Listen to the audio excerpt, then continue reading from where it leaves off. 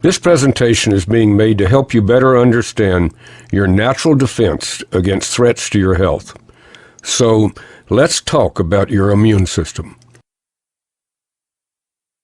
Your immune system is what protects you from disease. It is our first line of defense against illness and disease, and its role is to seek out invaders which attack our bodies constantly. In order to best protect us, our immune system must be able to recognize threats, respond to those threats, and then be able to remember those threats if they attack us again. We want our immune system to be intelligent, strong, and balanced. So let's walk through the way our immune system works. And since it's common, let's use the chickenpox virus as an example. Little Johnny is a happy child, but someone at the daycare center who has chickenpox sneezes, and in a few days, little Johnny begins to break out in red bumps which change to blisters, and Johnny has chickenpox. Johnny's immune system had never seen the chickenpox virus before and didn't know what was making him feel so bad. After several days, Johnny's immune system identifies the chickenpox virus and starts producing fighters which defeat the chickenpox virus. But for several days, Johnny was really sick with chickenpox before he became well. Once the immune system has recognized and defeated an invader, it has the ability to store the identity of the invader by creating something called a memory cell. That's the reason people who had chickenpox only had it once. A memory cell is like a wanted poster. The memory cell forever carries the identity of the chickenpox virus around your body, and if the chickenpox virus ever appears again, the memory cell immediately sounds the alarm, and an immediate, overwhelming production of immune system fighters is produced, and you don't become ill. You don't even know you've been exposed because now you have immunity. Isn't that a wonderful word, immunity? Immunity, it means you have protection. But the problem with developing immunity this way is that first you had to become ill, like little Johnny, before you became well. The second way that you develop immunity is through a vaccination. Here's the way a vaccine works, again using the chickenpox virus as an example. The chickenpox virus is weakened, so it can't reproduce and cause harm. It still has the same appearance, but it can't cause disease. A person is vaccinated with a harmless chickenpox virus.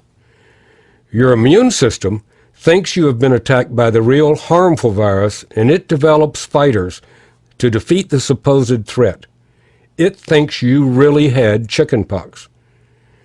Your immune system develops memory cells so that later, if a harmful chickenpox virus enters your body, you have instant recognition and an overwhelming immune response, and you don't become ill, and you have developed again that wonderful word, immunity. That's the way a vaccine works.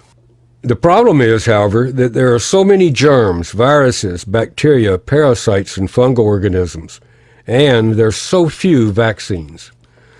So let's review a moment how we have developed immunity. We can develop immunity and thus protection by actually having a disease, like chickenpox, where we finally figure out the identity of the invader and store a memory cell which protects us against exposure in the future.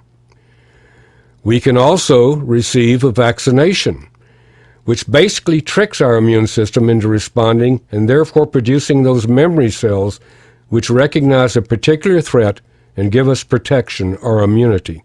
And until recently, these were the only two ways that could assure you of being protected against disease from invaders.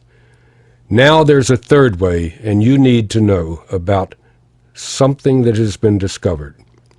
Wouldn't it be wonderful if we had a factory where we could produce memory cells, the same type of memory cells that our immune system produces after we had an illness like chickenpox or after we receive a vaccination? Wouldn't it be wonderful if we could have machines in that factory which made memory cells which we could consume in order to educate and strengthen our immune systems? Well, we do have such a factory, multiple factories, and they are farms. And the machines in those factories are Bessie the cow and Henrietta the hen. and you need to know how we can utilize them to help protect us. Because cows and chickens come into contact with exactly the same threats that we do, the same germs, and they have exactly the same type of response to those threats that we do. They are exposed and figure out how to fight the threat, and they produce an immune response just like we do. And again, just like us, they store the memory of those threats in specific memory cells just as we do. Cows transfer their memory cells to their newborn when it nurses through a special first milk called colostrum, just as humans do. Chickens do the same thing. They pack their memory cells in the yolk of the egg so that the newborn chick will have the immune system, education, and strength that the mother hen has when it hatches.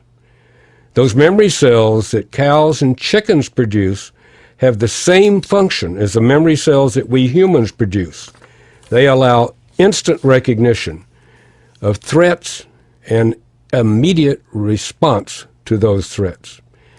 And those memory cells are called transfer factors. Memory cells are called transfer factors. Those wanted posters, those memory cells are called transfer factors. And we've learned how to take those memory cells, those transfer factors, from colostrum and egg yolks, and through a special filtration process, put them in a capsule so that we can consume them on a daily basis.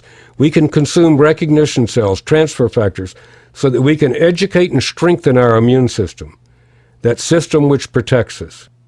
So now we don't have to go through the learning process each time we're exposed. Our immune system has strength. It has knowledge. It has the ability to respond because of transfer factors.